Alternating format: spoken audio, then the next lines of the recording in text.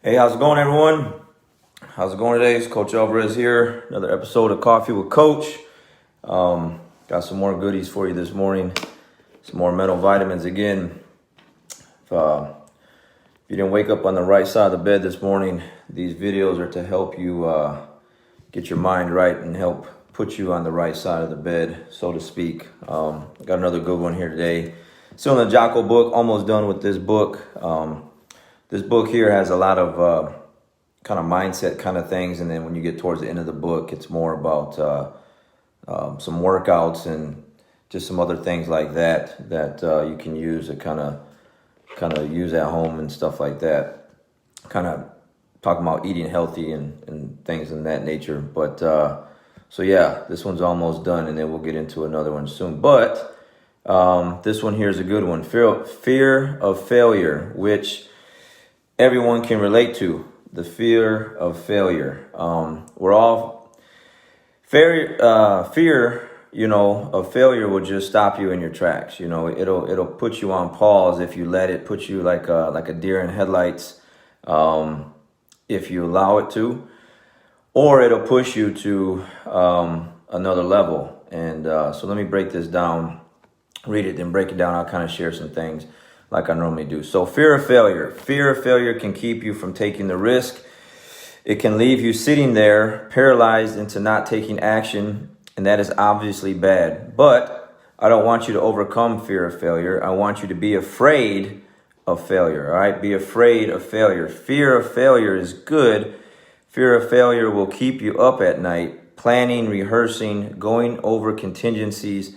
Fear of failure will keep you training hard. Fear of failure will stop you from cutting corners. Fear of failure will keep you working, thinking, striving, and relentlessly trying to become more prepared for battle. So I want you to be afraid of failing. I fear failure. But more important, I want you to be horrified, terrified of sitting on the sidelines and doing nothing. That is what I want you to be afraid of. Waking up in 6 days or 6 weeks or 6 years or 60 years and being no closer to your goal. You have made no progress. That is the horror. That is the nightmare. That is what you really need to be afraid of, being stagnant. So get up and go. Take the risk. Take the gamble. Take the first step. Take action. Don't let another day slip by. So, yeah. I think everyone, like I said, including myself, at some point has let failure stop them in their tracks. Thought too much about something and you just didn't go through with it and you let it just slip by. And I think some of us can relate to situations where failure, fear of failure has pushed us to work like really, really hard, I thought, let's put it into competition type situations. I know in the beginning of my, and throughout competing, the years of competing, just the fear of, losing, maybe stop me from implementing my game. I'm thinking less of implementation and executing, and I'm thinking more of like, man, what's that, what if I do all this hard work, fly across the world, go here, go there, Japan, whatever, and then come up short? Those kind of thoughts creep into your mind. They really do. To put in a lot of work, road work, as far as running, lifting weights, super hard training sessions over, doing extra sessions, and then to hop on a plane and fly 9, 10, 12, 14, like Japan, 15 hours, something like that flight, and not sure if you're going to come back with the result that you wanted. So those thoughts creep into your mind in situations like that, at least for me, because that's a long way to go to come up short. And I have, and I've also won. So I've been on both sides of that where, I've overthought too much, let the fear of failure kind of take over me, where I didn't execute the way I should have. But then I've learned from those experiences, you know, because I've never been there before. I didn't know what it was like. Everything was new to me. But then when I go back the second or the third time, like I'd say, for instance, like the Asian Open in Tokyo, I think I went, it was my third time. The first two times I lost, you know, I made it to the finals and then lost. And then the third time was a charm, where I flew to Japan for the third time. And then I accomplished the goal, took gold. And that was probably the most, one of the most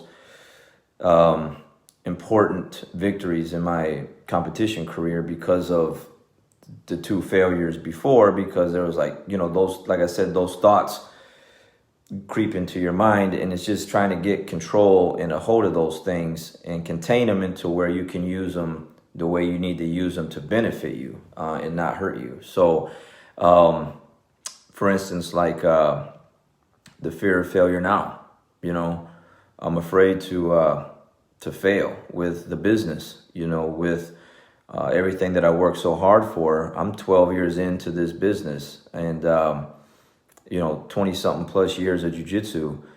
And the fear of losing everything is making me work extra hard. It's making me get up. It's making me do these things. It's making me, you know, read more, listen more, and do more. You know, I am definitely busier, trying to work harder than before this thing had started, because I'm trying to think about and figure out ways to figure this thing out, to hold on to it as much as I can, because I don't want to lose it. And, you know, it's, I'm getting some things done. I'm making some things happen. I don't know if it'll pan out. No one knows. We don't know how long this thing will last or what the end result's going to be. But at the end of the day, if it doesn't work out, no one can say, you know, I can look myself in the mirror and be like, man, I did all these things and tried my best to put out things like this and communicate with my students and everything else behind the scenes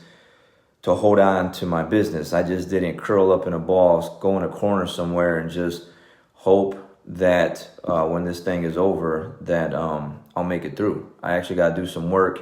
And so the fear of losing everything is really putting things, making me take some action. So, you know, the fear of failure, you know, what I like about this, I can relate to this a lot, because he's like, you know, you got to be afraid of waking up in 6 days, 6 weeks, 6 years, or 60 years and being no closer to your goal, or you made no progress. Like, that's the horror. That's the nightmare. You know, the being afraid of being stagnant.